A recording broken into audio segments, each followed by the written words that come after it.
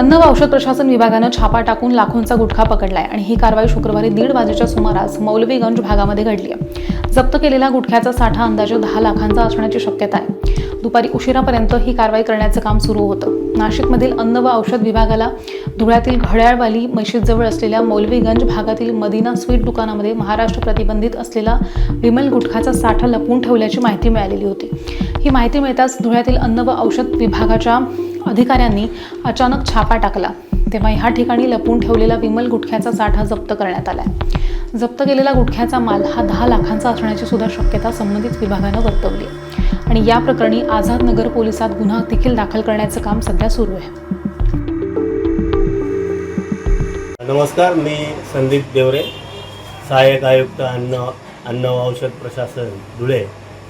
आज गुप्त वार्ता विभागाच्या आमच्या शाखेला गुप्त माहितीच्या आधारे एक इन्फॉर्मेशन मिळाल्यामुळे आज आम्ही मदिनी स्वीट्स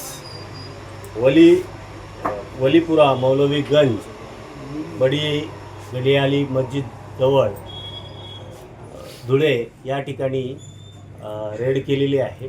साधारण या ठिकाणी मिराज, रजनीगंधा, विमल, तसेच राजनिवास, डायरेक्टर अशा विविध प्रकारचा प्रतिबंधित अन्नपदार्थ जो की महाराष्ट्र शासनाने विक्रीसह, वाहतुकीसह आणि साठवणुकीसाठी प्रतिबंधित केलेला आहे, तो मिळून आलेला आहे।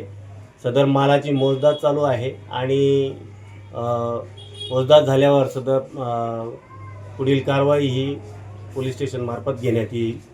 तसेच सदर अन्नपदार्थाचे आम्ही नमुने घेऊन प्रयोगशाळेत पाठवू।